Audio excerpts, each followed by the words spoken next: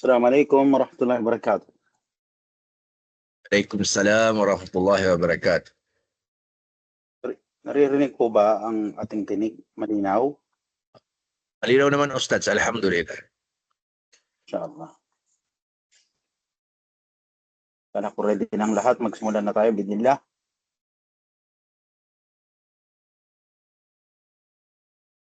Tapos na kayo, Ustad Adnan? Okay na po. Okay na, Ustads. Alhamdulillah. Tafadhal. Bismillahirrahmanirrahim. Alhamdulillahi Rabbil Alamin. Wassalatu wassalam wa ashrafil anbiya'i wal mursalin. Sayyidina Muhammad wa ala alihi wa ashabihi wa man tabi'ahum bi ihsani ila yaumiddin. Amma ba'd. Sa ngalan ni Allah, maawain ng mahabagin, ang Panginoon ng sangkalikaan, at walang Diyos maliban kay Allah na nag-iisa, na walang kaparis, sa kanya lamang pagmamayari, o sa kanya lamang paghahari, at sa kanya lamang ang lahat ng papuri. Tayo ay sumasaksi na walang ibang Diyos na karapat dapat sambahin na masihigit pa kay Allah.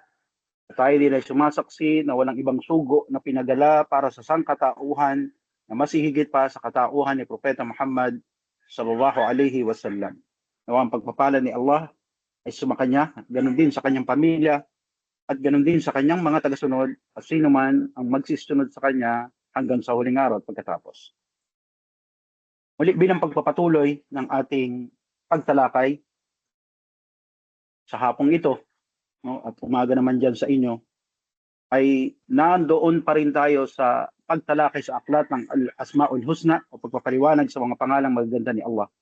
Sinabi natin muli na ito ay may kinalaman sa ating tiyak na paniniwala o yung aqidatu sahiha, na may kinalaman at koneksyon sa tauhid o kaisahan ni Allah subhanahu wa ta'ala.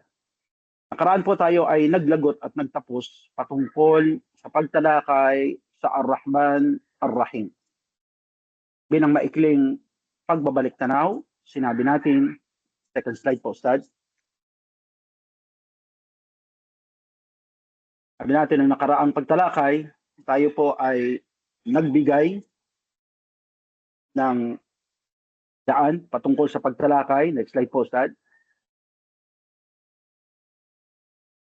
Sa paggalang at pagrespeto sa ating mga magulang. Ito ay bunga ng ating pagkakatanggap sa maraming katanungan mula sa ating mga kasamahan na mag-aaral.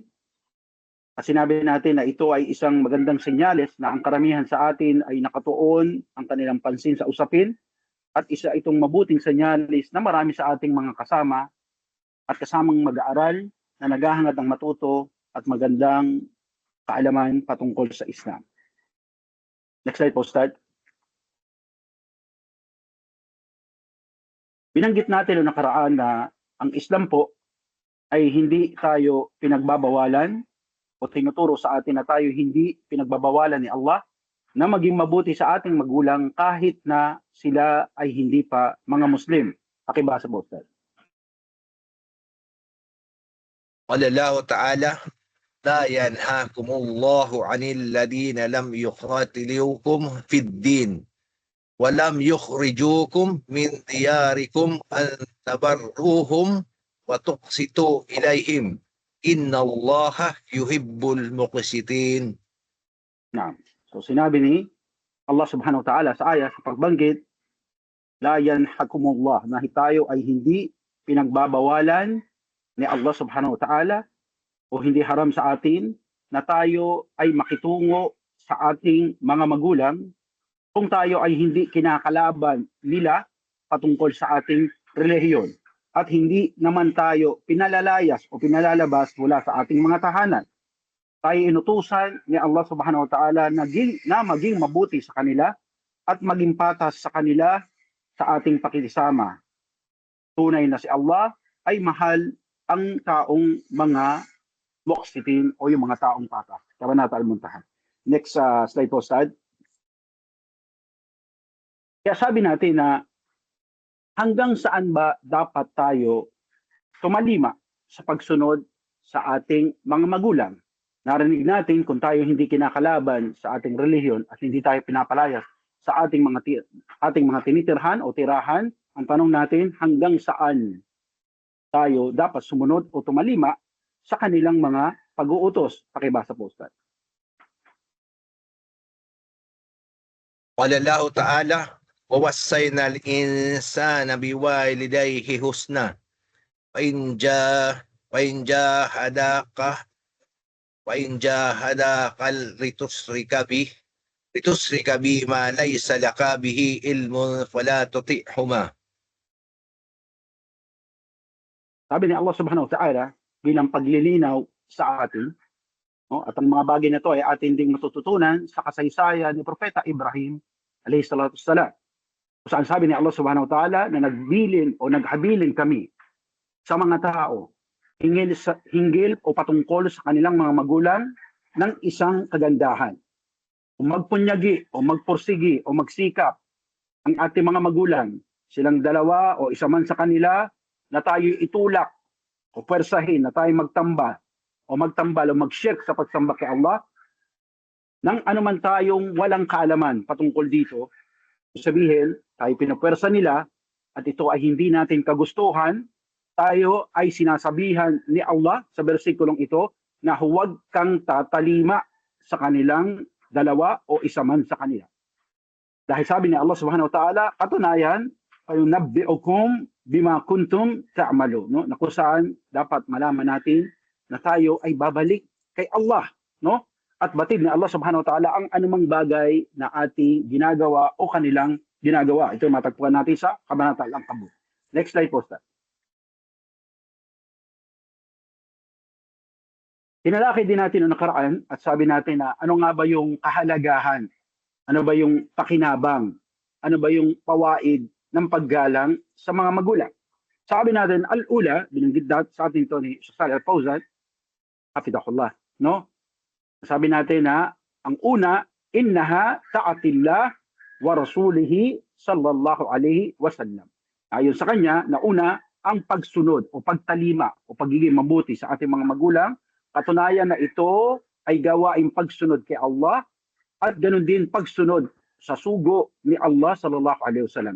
Dahil alam natin na ito ay habili ni Allah sa atin ayon sa Quran at utos ng Propeta Muhammad sallallahu alaihi wasallam na naiulat sa kanyang mga pananalita. Basa po, Ustad.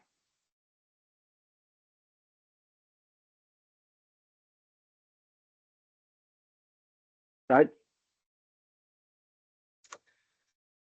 قال الله تعالى ووصينا الإنسان بوالديه إحسانا حملته أمه كرها وودعته كرها.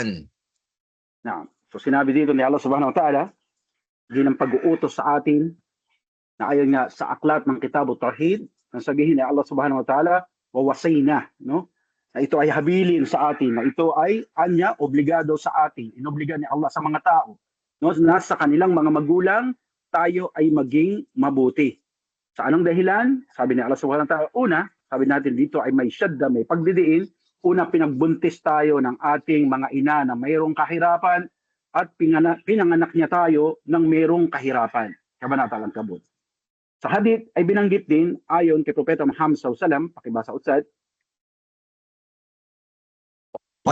قال سئل النبي صلى الله عليه وسلم أي العمل أفضل؟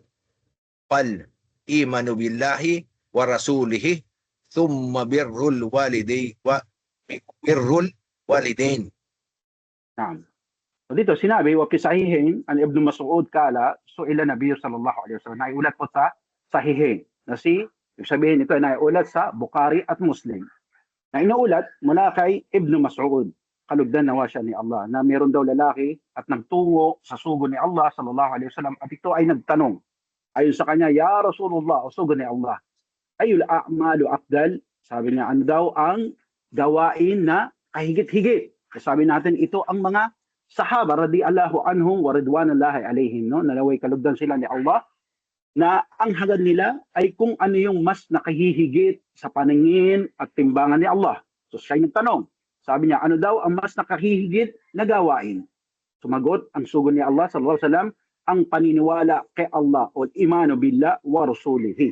Paniniwala kay Allah at kanyang sugo. At pagkatapos ay ano? Nagtanong yung lalaki, sabi ng Propeta Muhammad SAW, tumma albir walidain. Ang kasunod nito ay ang pagiging mabuti sa magulang. At natutunan natin sa pagtalakay ni Sheikh Saleh Al-Fawzan, hafidahullah, na ang pagsunod, no, pagsunod sa ating mga magulang o pagiging mabuti sa kanila ay bagay na pagtalima sa utos ni Allah nang tayo sabihan ni Allah subhanahu wa ta'ala, wattaqullah wa bil walidaini ihsana, na tayo matakot kay Allah at sa ating mga magulang ay maging mabuti. Next slide po. Pangalawa, alam natin na ang pagiging mabuti o pagsunod sa ating mga magulang, ina ta'atil bil walidain ihtiramiha bisabab lidukul al-jannah. Na sinabi ng maskolar na ang pagiging mabuti at pagsunod natin at pagtalima sa ating mga magulang ay isang bagay na magiging dahilan ng pagpasok ng isa sa paraiso. Sabi natin, sa bagay na ito, ay alam natin na mas nakakahigit ang ating mga magulang na babae o ang ating mga ina. Dahil alam natin na inilagay ang tarangkahan ng paraiso sa kanilang paanan. Subhanallah, no? Subhanallah. Nang tanongin ng Propeta Muhammad SAW, sabi, man haqqal husni sahabati, sino daw ang merong mas karapatan sa mabuti niyang pakikisama? Dahil alam natin ang mga tao, tama na ang mga Muslim, ay magaling makisama, no? Lalo sa kanilang kaibigan, kasama sa trabaho, no? O kaya kasamang pumunta kung saan, pero pagdating sa ating mga magulang, tayo ay nagkukulang. Kaya dito sinabi ng Propeta Muhammad SAW, nang tanongin siya ng sahaba, ng kanyang kapanalig, man haqqal husni sahabati, sino daw ang mas karapat dapat ng kanyang mabuting pakikisama o sino yung mas mabuti niyang dapat pakisamahan? Sumagot ang Propeta Muhammad SAW, sabi, al-ummat, ang nanay mo. Tumma ay, kal ummat. Kala tumma man, kala ummat. O kala tumma man, abuk. Sabi ng Rasulullah SAW, ang mas dapat natin pakisamahan na masigit, ang nanay mo, pagkatapos ay ang nanay mo, pagkatapos ang nanay mo, pagkatapos ay ang iyong ama. No? Kaya mas tatlong higit o nakahihigit ang ating ina. Ganun din nabanggit sa isang hadith, pakibasa po, Ustad. عن أبي هريرة أن النبي صلى الله عليه وسلم قال رغم أنفه ثم رغم أنفه ثم رغم أنفه قيل من يا رسول الله؟ قال من أدراك أبويه عند الكبر أحدهما أو كليهما فلم يدخلوا الجنة. Naam. Tulad ng binanggit sa Sahih Muslim na si Abi Hurairah radhiyallahu anhu, kalugdan siya ni Allah, na ang Propeta sallallahu alaihi wasallam ay minsan pasaada fil mimbar. Sabi doon sa hadith na yun, siya ay umangat o tumaas doon sa kanyang mimbarah. Ito yung tinatayuan ng imam kapag siya ay nagkukutba. At sabi na biglang nagwika ang Rasulullah sallallahu alaihi wasallam at nagsabi, raghiba anfu, no? Nawa ay pagpagin ng alikabok sa ilong ng isang tao.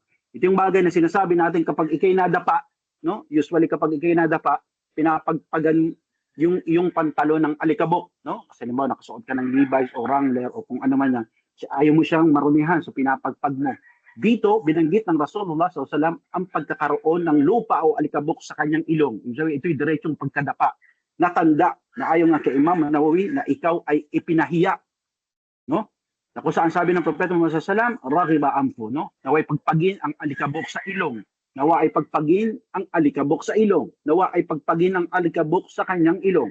Hanggang sa magtanong ang mga kapanalig, radhiyallahu anhum, kalugdan-nawasan nila ni Allah, nagsabi, manhu ya Rasulullah, sino ba siya o sugo ni Allah? At ang sabi ng Propeta Muhammad sallallahu alaihi wasallam, ang isa, no? Man adraka abuway, endal kibara, na inabutan niya yung kanyang magulang. Sa ibang ulat, ang kanyang ama, no? Sa sobrang katandaan. Isa man sila o dalawan man sila, ngunit siya ay hindi pinapasok ni Allah sa paraiso. No? Kaya ito'y tanda, no, na ang pagiging mabuti sa magulang ay paraan o dahilan para ang isa ay makapasok sa paraiso. Ito ay tinawag ng mga scholar bilang wasat al-buwabul jannah. Ito'y panggitna ng pintuan o tarangkahan ng paraiso. Sa ibang ulat, sinabi pa ng Propeta Muhammad sallallahu alaihi wasallam bilang pagdidiin sa paksain na kabutihan, no, o kabigatan ng utos sa pagiging mabuti sa magulang. Sinabi ng Rasulullah SAW, siya ay wasak, siya ay wasak, siya ay wasak. Tinanong ng mga sahaba, Ya Rasulullah, man hu ya Rasulullah? Sabi niya, sino ba siya o mensahero ni Allah? Kanyang sinabi, ang taong inabutan niya ang kanyang magulang, isa man sa kanila o pareho man sila sa kanilang katandaan, ngunit siya ay hindi pinapasok ni Allah sa paraiso. Ito ay nang inulat sa Sahih Muslim. Next slide po, sir. Yan. Sinabi din na isa sa dahilan kung bakit hindi sinasagot ang ating dua sa bagay na ito, na pinaliwanag sa atin ng Sheikh Saleh Al-Fawzan, at hindi na natin masyadong babalikan. Una, sabi natin, yung hindi pagiging sincero ng isa sa kanyang dua. No? Hindi kayo sincere sa inyong dua. Pangalawa, ang pagiging sarado ng puso. Sinasabi niya sa kanyang sarili, sasagutin ba ito ni Allah? May pagdududa kayo. No? Pangatlo, sinabi natin yung pagkain ng haram o pag-inom ng haram o pagsuot ng bagay na mula sa kinitang haram. Pang-apat, ito yung ating puntos, yung pagputol ng isang Muslim sa ugnayan sa pusod o sinapupunan o yung ugnayan nila sa kanilang mga magulang. Ito yung bagay na nagpipigil, no, ng ating mga dua o humaharang ng ating mga dua. Sabi nga ni Sheikh Saleh Al-Fawzan dito, maaring ang isa sa atin o iba sa atin nag-iisip, no, ang tagal-tagal nang nag-abroad pero bakit walang baraka yung kanyang kita? O kaya sabihin na ang dami nang sinubukan na negosyo, bakit parang hindi lumalago? No? Ito ang bagay na paalala sa atin ni Sheikh Saleh Al-Fawzan na tingnan natin yung ating relasyon sa ating mga sinapupunan. Dahil alam natin ang dua ng magulang ay walang harang para kay Allah. Next slide po, Stan. Ganun din sabi natin sa pagpapatuloy ng ating paksain sa araw na ito. Sabi natin ito ay sa hapong ito o sa umaga sa inyo, ay tutungo tayo sa isa pang dakilang pangalan ni Allah na tinawag bilang Al-Malik o Al-Malik. No? Ang mga pangalang ito ay nabanggit sa iba't ibang bahagi ng Quran, tulad na lamang halimbawa sa Suratul Fatiha, sa Suratul Ali Imran, sa Suratul Nas, at iba pang mga bahagi ng Quran. Next slide po, Stan. Sinabi ni Allah ang katasaasan sa ayah, binanggit, Suratul Fatiha, Maliki Yawmiddin. وقرأ الآخرون مالك يوم الدين كلهما صحيح, no? Ang sabi ng tafsir ng Abdul Kathir rahimahullah sa aya binanggit sa Surah Al-Fatiha Maliki Yawmiddin, sa ibang basa naman Maliki Yawmiddin, may prolongation, no? Ang sabi ng tafsir na ito kay Abdul Kathir rahimahullah na lahat ng basa o paraan ng pagbasa nito ay tama. Malik o Maliki, ito ay parehong tama. Next slide po, Ustad.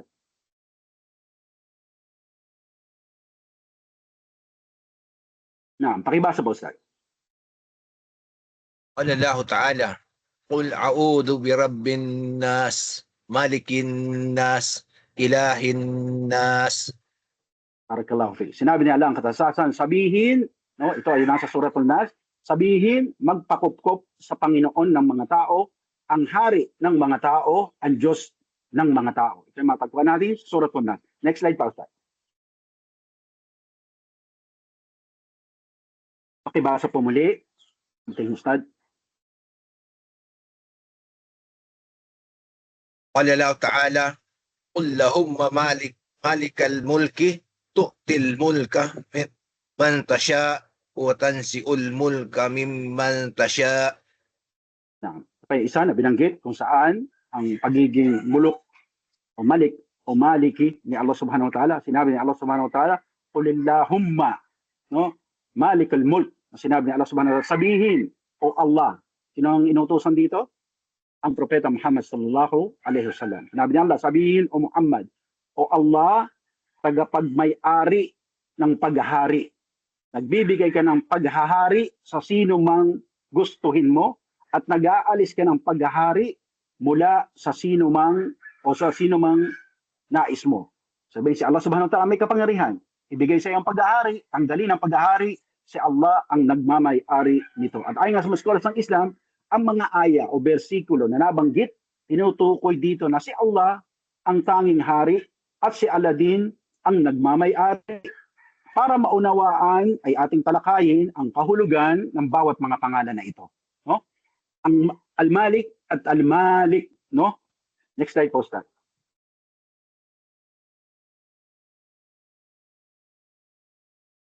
12 po, number 12. Slides number 12.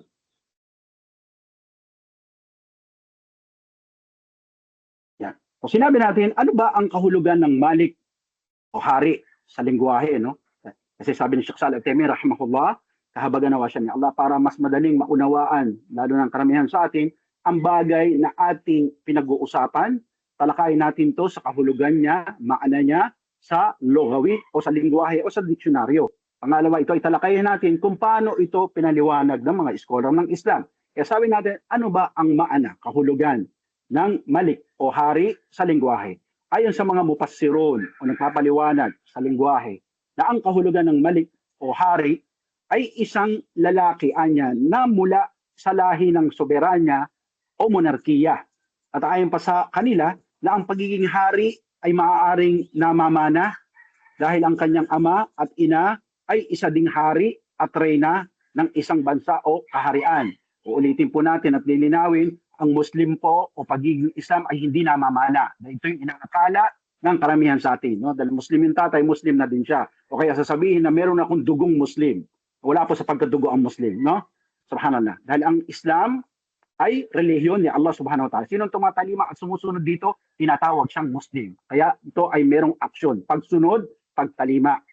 So ang hari, sinabi natin na ayon nga sa mufassirun, ay maaaring siya ay angkan o nagmula sa angkan ng soberanya o monarkiya. Kaya siya naging hari kasi maaaring ang kanyang ama o ina ay nagmula sa monarkiya. At ganoon din, sinabi ng mga scholars ng Islam, dagdag pa nila, ang isang hari ay maaaring naging hari dahil siya yung pinili at niluklok ng mga tao sa posisyong ito. Di ba? Sabihin natin si King Edward ng UK o United Kingdom na magkaroon ng digmaan sa pagitan ng Scotland at UK.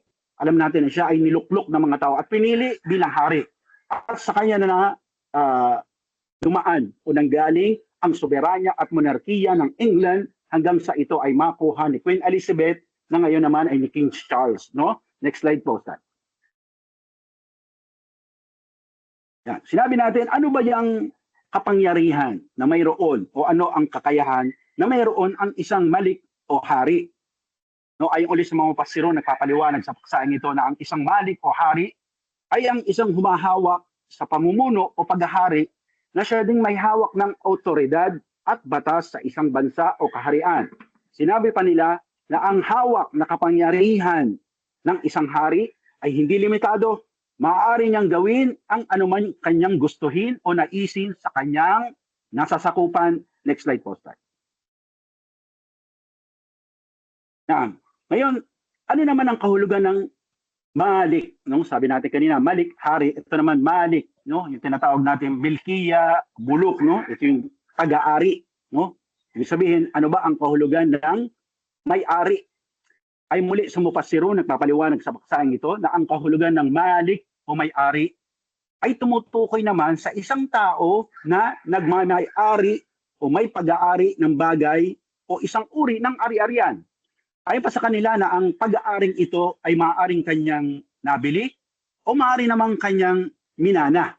No? Subhanallah. Next slide po, sir.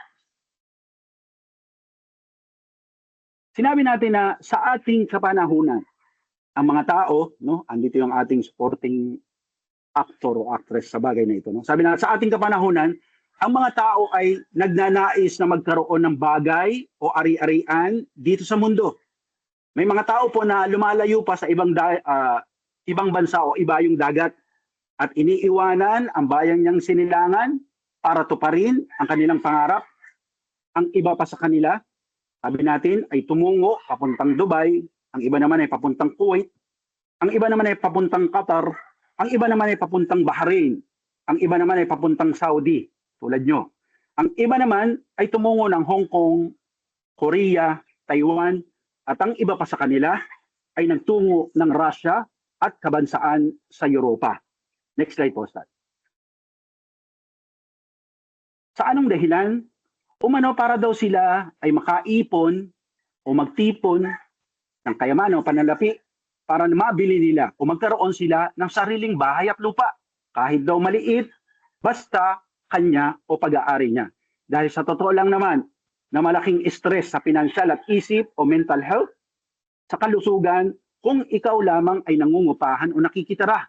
Dahil buwan-buwan, iisipin mo kung paano babayaran ang upa o renta ng bahay. Next slide po, sir. May iba naman sa atin na kaya daw nakipagsapalaran sa ibang bansa dahil ang pangarap niya ay magkaroon ng sariling negosyo para daw hindi na sila mangangamuhan at sila na ang maging amo. Tunay naman po na mahirap talagang may amo dahil marami kang dapat pakisamahan at pakitunguhan. Need mong bumangon na maaga para pumunta sa iyong trabaho. Ang iba sa atin magsusuot pa ng uniforme kung mayroon.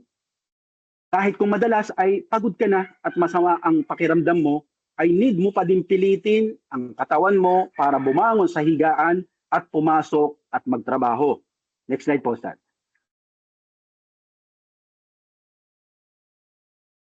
Meron din naman sa atin o iba sa atin ay nangangarap na magkaroon ng sariling sasakyan. Ang iba naman ay nangangarap magkaroon ng bagong laptop. Ang iba naman ay nangangarap na magkaroon ng iPhone. Sabi natin para lamang matupad ang kanilang mga pinapangarap. Ang iba sa atin ay kumukuha pa na kahit pahulugan sa tindahan upang masabi nila na ang gamit na ito ay kanya at kanilang pag-aari. Ika nga nila, this is mine. Next slide po, Stan. Sinabi natin noon, nung nakaraang pagtalakay, ay maging ang ating ina ay inangkin tayo na ganang kanya. Noong tayo ay nasa kanyang sinapupunan pa, ang kanyang wika, my baby. Dinala tayo sa kanyang tiyan na 9 na buwan at pagkatapos natin o tayo ay iluwal, ay pinagmalaki tayo ng ating mga ina sa mga tao na anak ko to. Aking anak, mistula tayong parang medalya o tropeyo. O mistulang kanyang corona nang tayo ay pinanganak at pinagmamalaki sa mga tao. Next slide po, Stan. Sabi natin maging tayo sa bawat isa sa atin. Huwag nang itanggi, nag-aangkin din tayo na ang ating mga kapareha at asawa ay atin. At katunayan nga, ayaw natin na merong hihiram, merong nakikieksena sa ating mga asawa, at walang maaaring makihati. Ayaw na may kasalo dahil simpleng ito ay akin at siya ay akin. Sabi nga nila, aking hubby, aking asawa, aking mahal, aking love, galbi, no? O aking honey, helwa. O my one and only, my life, hayati, mine, mine, mine alone. Akin lang. No? Next slide po, Stan. Kaya sabi natin, ano ba talaga ang kahulugan, ang maana, no? Al-haqiqil maana o al-haqiqil ta'rif. Ano ba yung tunay na kahulugan o kabuuang kahulugan ng pagmamay-ari o pagiging may-ari? Ayon nga sa mga mufassirun, ayon sa nagpapaliwanag sa paksayang ito, ang kahulugan ng may-ari ay isang persona na may control. Remember, yung root word natin. Na isang persona na may control sa kanyang pag-aari na kung saan ito ay maaari niyang ibenta, maaari niyang isanla, maaari niyang ipahiram, maaari niyang ipamigay, o maaari niyang itapon. O kung kanyang gustuhin, ay maaari niya ring sirain dahil simpleng ito ay kanya. Next slide po, Stan. Kaya sabi natin na ano bang kaibahan ng malik at malik? No? Ano ba talaga ang pagkakaiba ng hari at may-ari?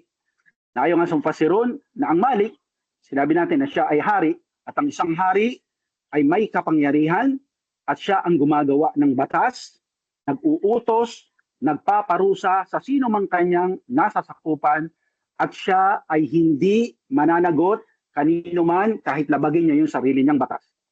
Next slide po, Stan. Samantalang al-malik o yung sinatawag natin na malik o may-ari, no? Siya ay walang paghahari maliban sa anuman yung kanyang pag-aari. Sabi natin ang pagiging hari mas malawak, no? Pero yung may-ari ang kanyang nasasakupan yung kanya lamang pag-aari. Siya ay maaring panagutin ng hari kung siya ay lumabas o lumabag sa batas na ginawa at pinapatupad ng hari. Ang may-ari ay may kapangyarihan at karapatan na gawin niya kung ano man ang kanyang naisin sa kanyang pag-aari lamang. Maaari niya itong ibenta, sinabi natin, isanda, ipahiram, sirain, kung kanyang gugustuhin. Next slide, Pastor. Ayon pa sa ibang mga mupassirun na nagpapaliwanag na hindi po lahat ng tao ay pwedeng maging hari. Ngunit ang sino man ay maaaring maging may-ari kahit simpleng bagay. No? Sabihin natin na yung cellphone o kaya papel, ballpen, pag-aari mo to, ikaw ay malik. No? Bulok mo tong bagay na ito. Ang hari, sabi natin, iilan lang ang pwedeng maging hari, ngunit ang sino man sa atin ay pwedeng maging may-ari ng anumang bagay. Kanila din sinabi na iilan lamang sa atin ang merong kakayahan maging hari. No? Samantalang ang may-ari, sabi natin, maliit o malaking bagay, ay pwede kang magkaroon at pwede kang tawagin na ikaw ang may-ari. Next slide, Pastor. Ang pagdating naman sa al-malik at al-malik, no? Sabi natin, yung salita na al-malik at al-malik, na alam natin na ito, ayon nga sa nagpapaliwanag ng Islam, al-malik at al-malik, ito ay tumutukoy lamang kay Allah dahil meron na siyang alif lam, no?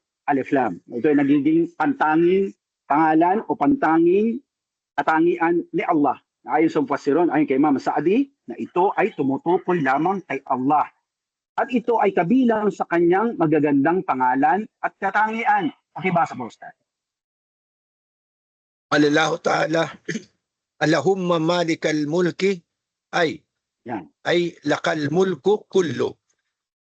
Sinabi ni Allah Subhanahu wa Ta'ala sa ayah, ang kanyang banggitin, yung kanyang pagiging hari at pagmamay-ari. Sabihin ni Allah Subhanahu wa Ta'ala, o Allah, nasa iyong pag-aari at paghahari. No? Subhanallah. Kahulugan nito, ayon nga kay Imam Sa'di, na hari o kanyang paghahari ang tinutukoy dito. Ibig sabihin si Allah, o ano man yung kanyang pinaghaharian, siya ang hari. Na lahat ng naririto sa kanyang nasasakupan ay kanya ding pag-aari. Lahul mulku, no? Sabi nga natin, lillahi mulku samawati wal ard. Ano man ang nasa kalangitan, pagitan nito at kalupaan ay kanya. At kanya ding pinaghaharian. So saan ba tayo lalagay doon? Di wala. Sakop tayo ni Allah. Next slide po, Ustad. At sabi natin, meron ding bersikulo na kung saan tinutukoy o tumutukoy na nagsasaad na sabay na pagiging al-malik at malik ni Allah Subhanahu wa Ta'ala. Para ating manawaan, pakibasa, Ustad, sa iba yung... Allah Ta'ala, Qulillahumma malikal mulki tu'til mulka man tasya wa tansi'ul mulka mimman tasya wa tu'izzu man tasya wa tudhillu man tasya biyadikal khair innaka ala kulli shay'in qadir. Sinabi niya lang, katasasan sabihin, O Muhammad, O Allah, may-ari ng paghahari. Pinagkakaloob mo ang paghahari sa sino mang iyong naisin at binabawi mo ang paghahari sa sino mang iyong naisin. Subhanallah, no?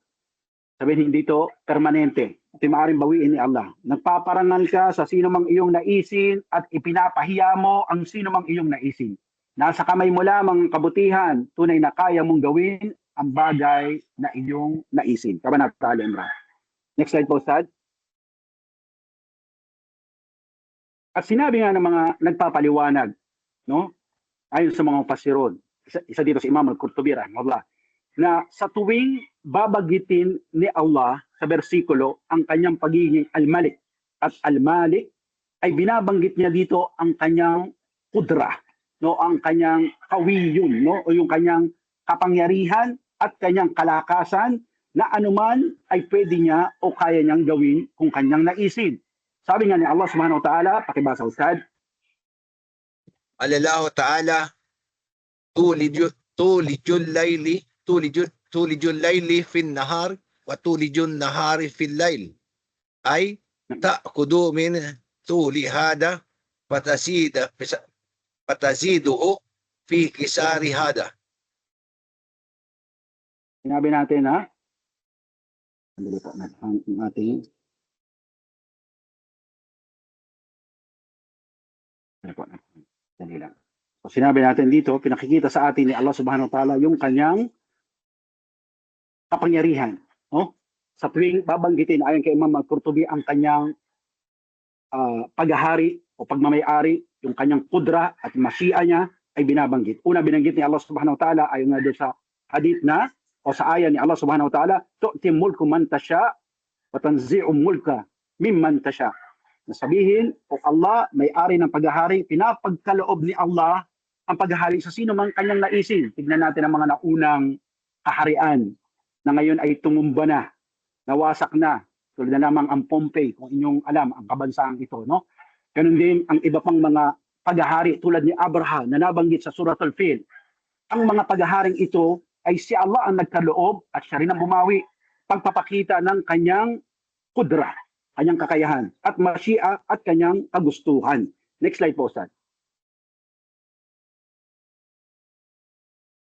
Yan. Sinabi natin sa pagpapakita sa atin na simpleng si Allah ang hari at may-ari, kung gugustuhin niya, ay gagawin niya.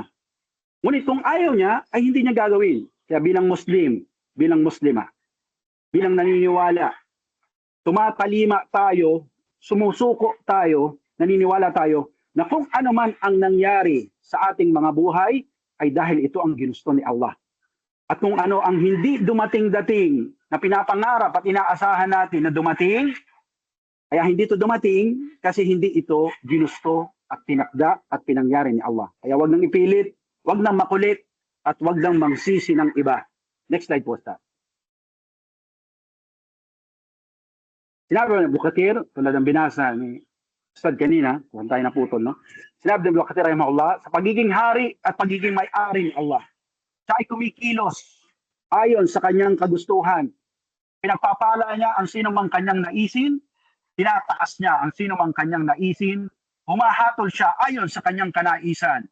Ginagawa niya kung anuman ang kanyang naisin. At sinabi nga ni Ustad, tulijul layla wan nahar, wa tulijan nahara fil layl. Na pinapahaba ni Allah ang gabi. Kaya mapapansin niyo minsan ang haba ng gabi. At pinapahaba naman ni Allah ang araw kaysa sa gabi. Na kung saan, ayon nga sumpasiron, pinapangyari niya na may mga panahon na mahaba ang umaga at maiksi naman ang gabi. At may panahon na maiksi ang umaga at mahaba naman ang gabi. Ngunit kung inyong papansinin, lahat to ay pare-parehong 24 oras. Next slide po, Ustad. Pakibasa pa po, Ustad. وقوله وتخرج الحي من الميت من الميت وتخرج الميت من الحي. Sinabi ni Allah subhanahu wa ta'ala, at pinalalabas ni Allah ang buhay mula sa patay at nilalabas mo ang patay mula sa buhay. Ano bang kahulugan nito? Sabi ni Imam Sa'di rahimahullah na tulad ng buto, no? Ginagawa ni Allah subhanahu wa ta'ala, pinapangyari niya na pagkatapos ng ulan, mabasa ang buto, bigla ito nagkakaroon ng buhay, nagiging halaman. At ang halaman, mula sa buhay, tukhrijul hayya minal mayt, no? Yung halaman naman, na meron ng buhay, ay pinapangyari niya na magbunga ng buto. So buto mula sa halaman, halaman nagbunga ng buto. Subhanallah. At ang palmera, sabihin natin buko, no? Na ito ay nang mula sa binhi, at ang binhi ay naging palmera. At yung tuyong lupa, na pinangyari ni Allah, na ito'y maging tuyo na magkabitak-bitak. Ngunit paglipas ng ulan, ito'y muling kanyang binuhay at naging luntian. Next slide po, Ustad.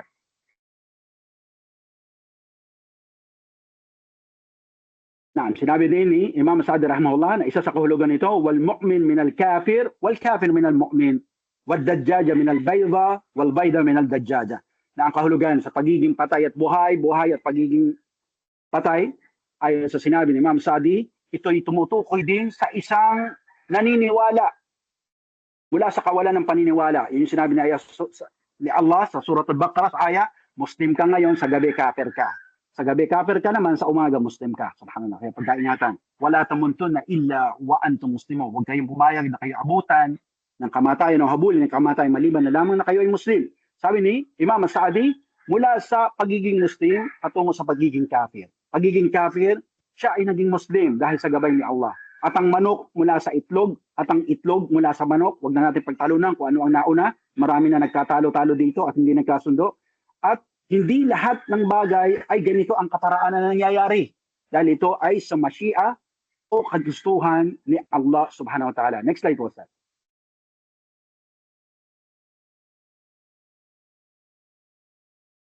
Pakibasa po, sir. وقوله وترزق من تشاء بغير حساب. Sinabi ni Allah ang katasasan at binibiyayaan niya ang sino mang kanyang naisin na walang kapalit.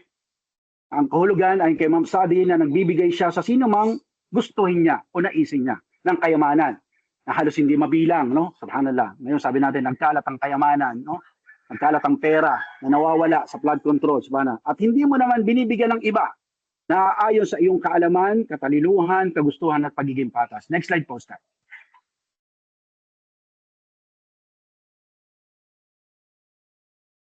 Pakibasa po, Star.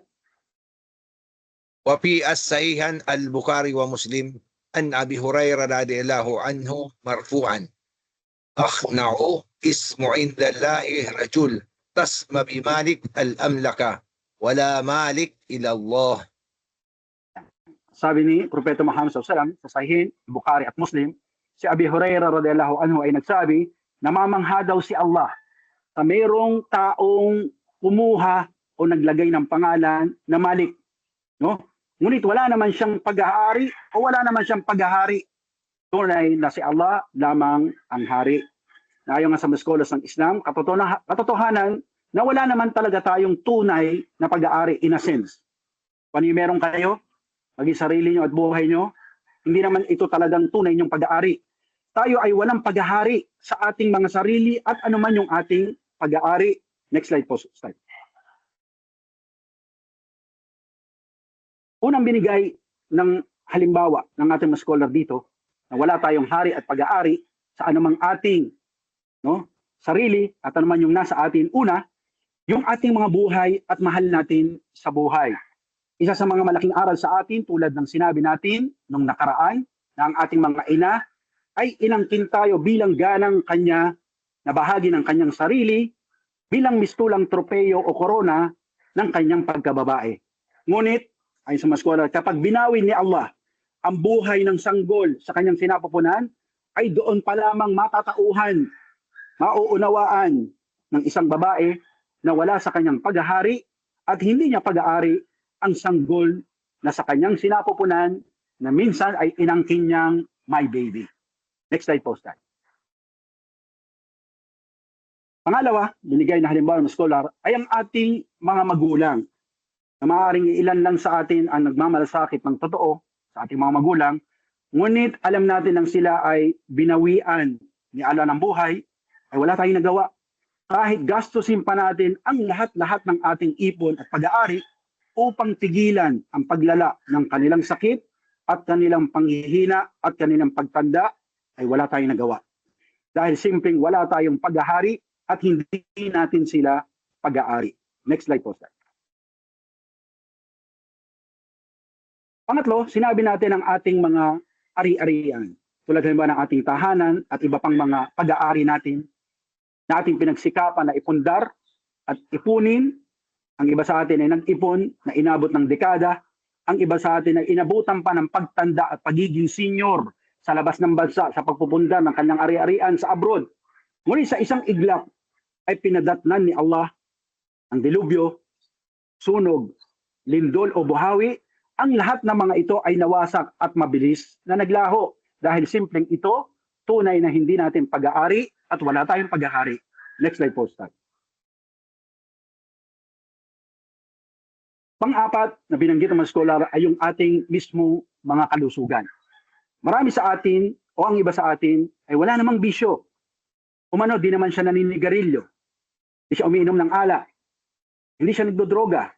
Umano, lagi naman daw siyang nag-e-ehersisyo, maaga matulog, umiinom ng vitamins, at kumakain ng masusustansyang pagkain. Ngunit bakit biglaan niyang nanghina at nagkaroon ng malubhang sakit na ngayon ay nakaratay dahil sa kanyang sakit? Dahil simpleng muli, ito ay hindi natin pag-aari at wala tayong paghahari. Next slide po, sir. At ayon nga sa mga scholar na ang dapat na tamang mindset na ang dapat pananaw ng isang Muslim o Muslima sa isang bagay, sa isang buhay, o mahal natin sa buhay, maging ang ating kayamanan at kalusugan, na lahat ng ito ay paghahari at pag-aari lamang ni Allah. At lahat ng ito ay pahiram lamang ni Allah sa atin. At ang may-ari nito, si Allah subhanahu wa ta'ala, ay maaring bawiin at kunin ito sa anong oras man niya naisin, na walang paalam, na walang pasabi, dahil simpleng siya ang hari at nagmamay-ari ng lahat-lahat. Next slide po, Sir. Ayon pa sa mga scholar, na ang lahat ng pahiram ay tatanungin sa atin at tayo ay pananagutin.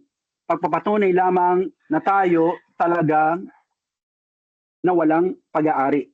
No? Subhanallah. Tayo ay dukha, tayo ay mahirap sa paningin ni Allah subhanahu wa ta'ala. Pakibasa po, Ustad. قال الله تعالى والله الغني وأنتم الفقراء. Subhanallah. No? Ito ay maaring panggising sa atin para maalis ang ating kahibangan. Sinabi ni Allah subhanahu wa ta'ala, at si Allah ang tunay na mayaman at tayo ay mahihirap. Subhanallah. Sinabi pa ng ibang nagpapaliwanag na ito ang isang kahulugan ng Ibadur Rahman, na tayo mga mananamba o alipin ni Allah dahil tayo ay simpleng pag-aari ni Allah at nasasakop sa kanyang pinaghaharian. Hanggang dito na lang muna. Subhanaka wa bihamdik, asyhadu an la ilaha illa ant, wa nastaghfiruka wa atubu ilaik. Wassalamu alaikum wa rahmatullahi wa barakatuh. Salamat. Back to you.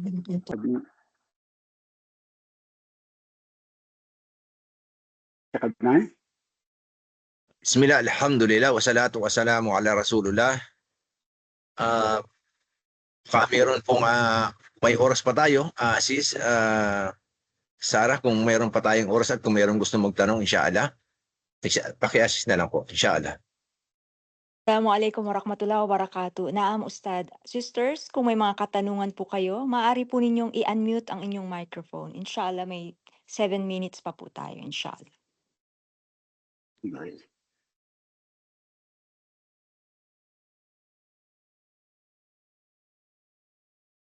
Mukhang nagalit na sila. Ay, Abla Iman, Maylin. nandito po si Abla Iman. Abla Iman. mashallah, tabarakallah. أهلا وسهلا ومرحبا فيك يا أبلا إيمان. Assalamualaikum Hayakumullah. warahmatullahi wabarakatuh. Nagulat ako, Waalaikumsalam. masyadong maaga yata tayo ngayon natapos. Nahiya na ako kay Sister Sarah kasi lagi sinasabi overtime tayo. Alhamdulillah. Abla Iman, may dalawa pong nag-raise ng hand. Yes, sino na una sa kanila? Si Mylene or Sister Maribeth? Maylin, Abla Iman. Yes, Mylene. Question mo? Assalamualaikum. Waalaikumsalam warahmatullahi wabarakatuh.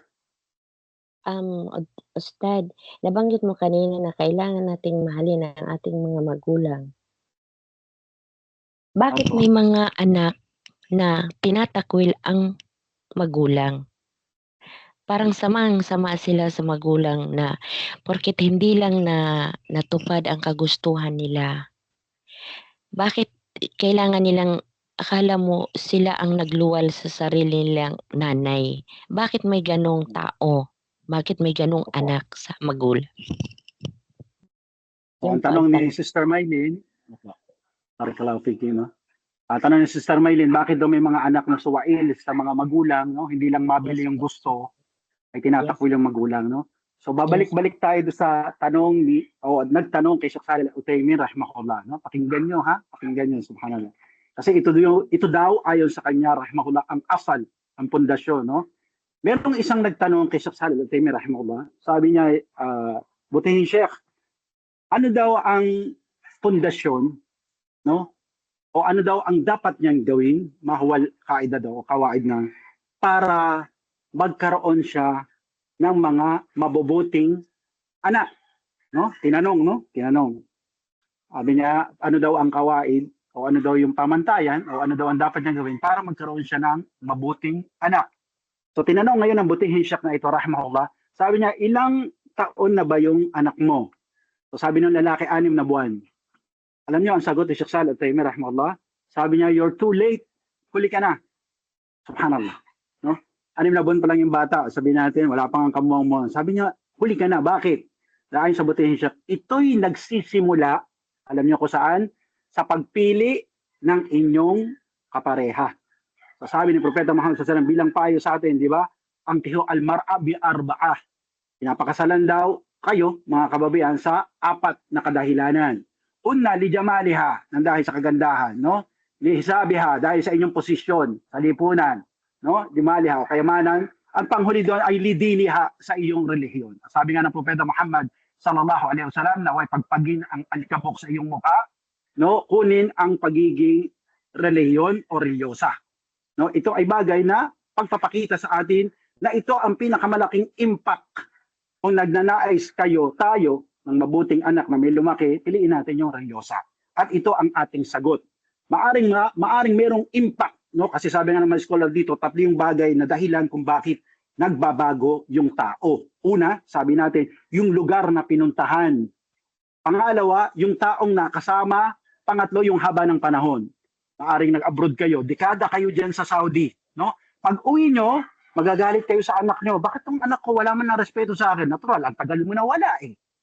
Di ba? O pangalawa, ano ba sabihin natin, nang dahil sa mga taong nakasama, pinabayaan ng magulang, dahil yung magulang nasa Hong Kong, Dubai, Saudi, yung mga naging barkada ng anak, mga taong lansangan, taong grasa, for sure, ugaling grasa. Huwag ka na magtaka. Pangatlo, sabi natin, yung lugar na pinuntahan. No? Subhanallah. Ito ang ating sagot sa tanong ni Sister Mylene. Wallahu ta'ala a'lam wa subhanaka wa bihamdika asyhadu an la ilaha illa anta astaghfiruka wa atubu ilaik. Admin, Sister Iman. Sister Maribeth yata may question. Maribeth. Assalamualaikum. Yes po. Thank you po. Assalamualaikum warahmatullahi wabarakatuh, Ustad. Waalaikumsalam warahmatullahi wabarakatuh. Ustad, tanong ko lamang po is bilang isang Muslim or tayong mga Muslim or the believers ay laging nasa utak natin na kung bakit ang mga dua natin or mga dasal natin sa Allah subhanahu wa ta'ala ay hindi dinidinig. Ano-ano nga ba ang mga dahilanan kung bakit hindi tayo dinidinig agad-agad ang ating mga pinagdudua sa Kanya? Maraming salamat po, Ustad. Yun lang po. Okay.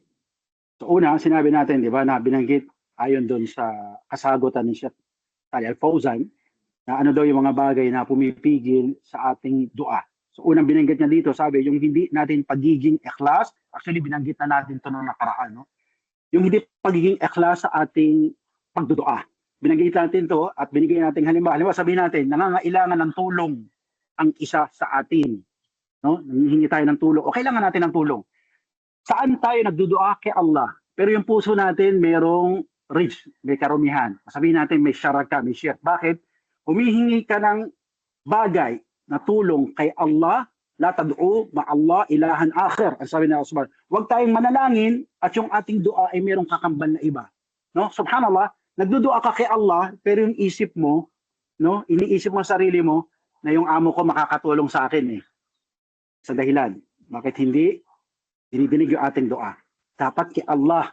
No, kung amo mo, yes, sasabihin mo na ito ay maaring gamitin ni Allah. Dahil sabi mga skola, si Allah ay pwedeng gumamit ng tao o bagay para iparating sa iyo yung tulong kung kanyang naisin. Kasi siya pa rin ang Malik at Malik.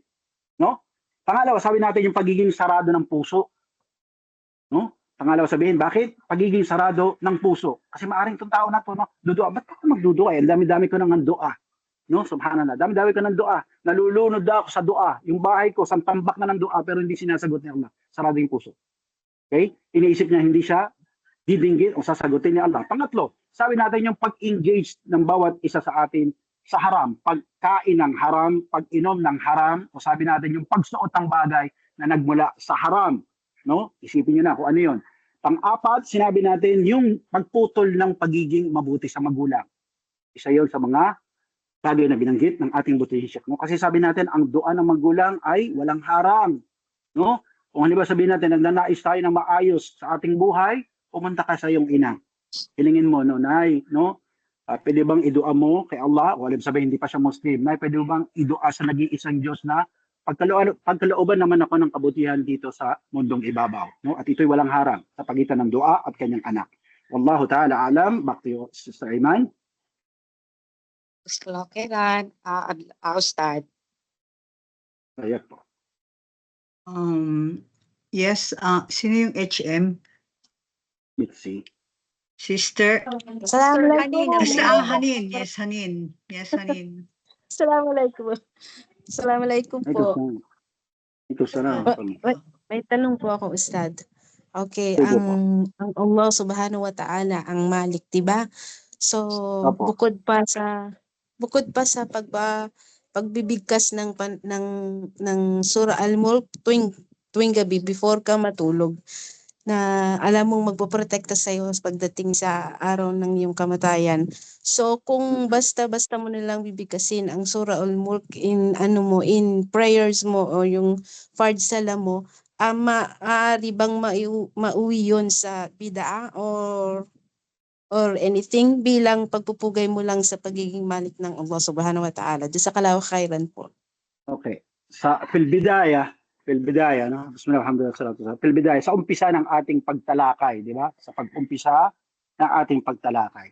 Sabi natin, ayon kay Sheikh Abdul Razak Al-Badr, hafidhahullah, na siya naman nag-share ng aklat na ito. Sabi natin na ang pagkilala kay Allah Subhanahu wa Ta'ala sa kanyang magandang pangalan ay hindi lang basta sabihin o kaya sabihin awitin niyo yung nasyid. Sabi nga no, bismillah, no? Sabihin niyo na Al-Malikul Quddus wa Salamul Mu'minul Muhammad wa Azizul Ghaffar wa fi akhirih. No? Ang sabi niya, hindi ito ang tamang akma ng pagkilala, no? At paniniwala sa tunay na pangalan at mga katangian ni Allah. Ano ba ang sabi niya? No? Ito ay dapat mayroong kasamang paniniwala at aksyon. Kasi yun naman talaga ang iman. Al-luqnut bil lisan, no? Wa harakatu bi jawari fil Quran wa sunnah. Wazitu bita wa yanqus bil ma'siyah. Kasi ang iman, ayon kay Sheikh Islam bin Taymiyyah sa kanyang aklat na Aqidatul Wasitiyah, na ang iman ito yung pagbigkas ng dila. Tulad ng sinabi mo, binasa niyo. Okay, no? Wa harakatu bi jawari. Kailangan kikilos tayo ayon doon, no? Baka may sabihin natin, si Allah ang wakil ko, no? Pero bawat bagay tapot ka. So, nasa yung pagiging wakil ng Allah. O nabanggit mo nga, si Allah ang wakil, no? Nabasa mo sa ayat sa Quran, nagdudua ka, pero hindi umaayon yung puso at pagkilos ng katawan, yung harakat bi jawari. So hindi ito bagay na akma. Kaya ang paniniwala sa pangalan, magandang katangian ni Allah Subhanahu wa Ta'ala, dapat ito sinasabi ng dila, tiyak to sa puso at kinikilos ng ating katawan. No, ito ang ating sagot do sa sister. Wallahu ta'ala alam. Sariman, baka nagsisinyas na si Sister Sarah. Over na. I think, sa tingin ko wala na yatang katanungan pa. Ito, may tanong si Sister Sarah May dito na tanong po pinadala. ako. Sino yun? Mitzi Sister po. Sarah nagpadala. Oh, sige. Yeah. Sige po. Pakita. Sige. Assalamualaikum warahmatullahi wabarakatuh, Ustad. Actually, may message po ako sa PM po ako.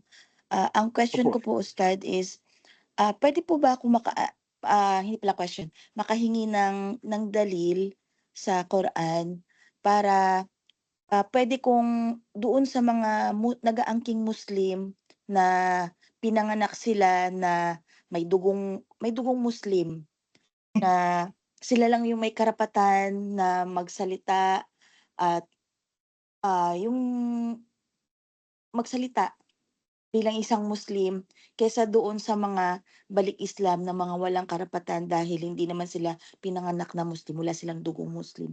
Kasi Ustad, meron po ako before po ako na naging pagkatapos ko po nagshahada, meron kasi akong 2019, meron kasi akong kaibigan na sinabihan po ako ng ganun na wala akong karapatan na magsalita, na magbigay ng payo sa kanila bilang isang Muslim kasi wala daw akong dugo. Sila daw yung may dugong Muslim. So sabi ko, kapag ako nakakukuha ng darating ang time na maiintindihan ko ang Islam at magkaroon ako ng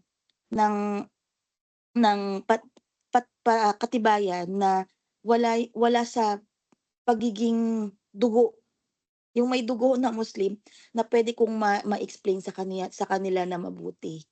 Yun po, Ustad. Assalamualaikum po. Wow. Sufran po. Bismillah, alhamdulillah, wa salatu wa salam ala rasulillah. I hope,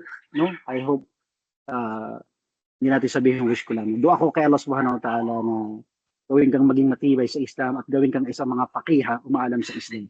At gusto natin Amen, i-recognize ang pagsisikap at panahon na inaalay ng ating editress sa ating hands out. Barakallahu fiki, no? Nakigantipalaan siya ni Allah.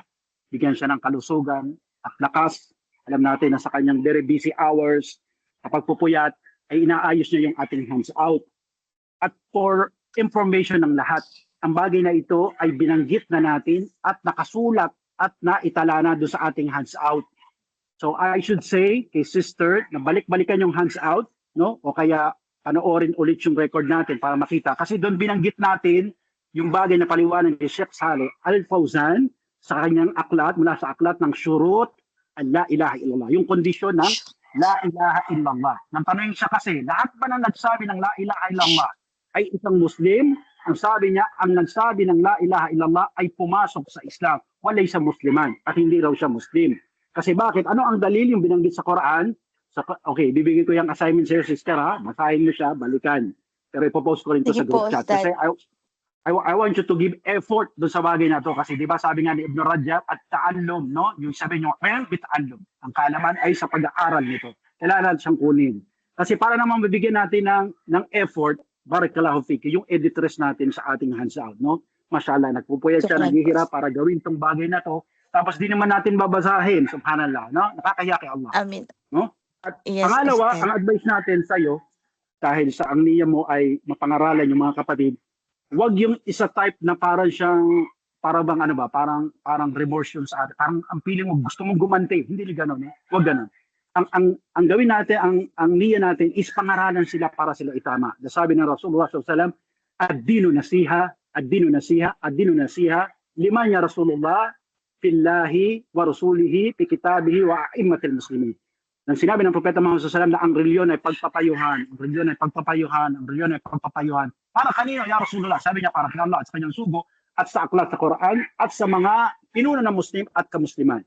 So magpapayo tayo para kay Allah, no? At sa kanyang sugo, para sa Quran, no? At ganoon din para sa ating mga kabatiran. Sabi ni Allah subhanahu wa ta'ala sa ayat, panghuling hadith o sabi natin, panghuling dalil natin, sabi ni Allah subhanahu wa ta'ala, wal asri innal insana lafi khusr illa alladhina amanu wa amilus salihat wa tawasaw bil haqqi wa tawasaw bis sabr.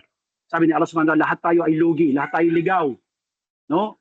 Pero may pasubali sa Allah. Sabi natin, hari di hari, Muslim di Muslim, lahat tayo naliligaw, no? O lahat tayo nagkakamali. Dahil sabi ni Propeta Muhammad sallallahu alaihi wasallam, qul bani adam khata, lahat ng ina po ni Adam nagkakamali. Ngayon sabi ni Allah subhanahu wa ta'ala, maliban sa mga taong nagpapayuhan sa katotohanan at pagtitiis. So ito magiging layunin natin, kaya natin babalikan yung brother o sister na sinasabi para siya payuhan.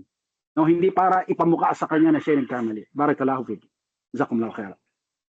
Sukran po. Okay, meron lang isang question na pumasok sa akin. Kung sa Suratul Fatiha, yes, naipaliwanag mo daw na, naipaliwanag mo nga na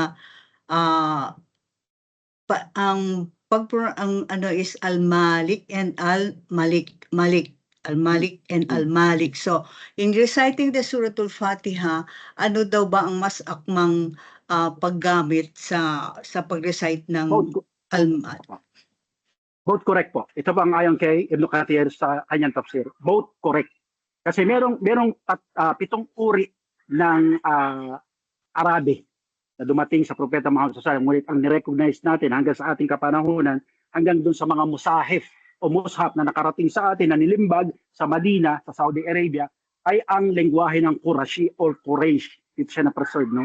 Sabi natin maraming paraan ng lingwahe ang Arabe noong panahon ng Propeta Muhammad sallallahu alaihi wasallam. At ito ang isa sa mga dahilan kung pag-aaralan natin ang sira, bakit pinasunog, no, yung ibang Quran at ginawa itong isa sa panahon ni Uthman ibn Affan radhiyallahu anhu, no? Kasi bakit sa pagkakaiba-iba ng mga intonation, no? Pag sinabi natin bahay, sa iba balay, sa iba baay, no? So para siya makonsay at ma-preserve ito dahil alhamdulillah, sabi natin alaykum bisunnati wa sunnati khulafa ar-rasyidin wa mahdinin. Nag-utos ni Propeta Muhammad sallallahu alaihi wasallam na kaya ito malima sa aking sunna at sunna ng mga bahagdan ng pinunong nagabayan. So lahat ito ay tama, no? Yun nga lang, tayo ay nag-focus sa tinatawag natin na Qurashi o yung Qurayshi language na na-preserve sa ilalim ng pangangalaga ni Hafsa, no, radiyallahu anha. At ito naman ang nailimbag ng napakarami na sa pamumuno at biyaya ni Allah subhanahu wa ta'ala sa ilalim ng pamumuno ng kaharian ng Saudi Arabia, sa ilalim ng Madina printing na nakarating sa atin. Kaya ito yung parating ating nababasa, no? Maliki Yawmiddin. Pero kung basahin mo siya na Maliki Yawmiddin, pareho siyang tama. Wala pong pagkakamali. Ayo kay Ibn Kathir, rahimahullah, wallahu ta'ala a'lam. Jazakallah khairan niya. Ustaz, I think yun na lang ang mga questions ngayon. And kung mayroong mga further questions, mga sisters, pwede nyo i-forward sa GC. At sinasagot naman actually ni Ustaz kung nagbabasa kayo ng GC, marami na siyang mga questions doon maraming mga questions na mga sinagot na niya doon. Okay, Jazakallah khairan. Assalamualaikum warahmatullahi wabarakatuh. Sa Kadnan? Waalaikumsalam warahmatullahi wabarakatuh. Alhamdulillah. Sa ating pagtatapos ay dumadalangin tayo kay Allah subhanahu wa ta'ala, tanggapin niya yung ating pag-aaral, bilang niya itong muli sa ating mabubuting gawa, at gawin niyang madali, magaan sa atin, maging kapakipakinabang ang pagsasabuhay ng lahat ng ating mga napag-aaralan. Bilang din niya tayo sa mga lagi nagpapasalamat, humingi ng tawad at nagbabalik sa kanya. Subhanaka wa bihamdika asyhadu an la ilaha illa anta astaghfiruka wa atubu ilaik. Assalamualaikum warahmatullahi wabarakatuh. Waalaikumsalam warahmatullahi wabarakatuh. Waalaikumsalam warahmatullahi wabarakatuh. Warahmatullahi wabarakatuh.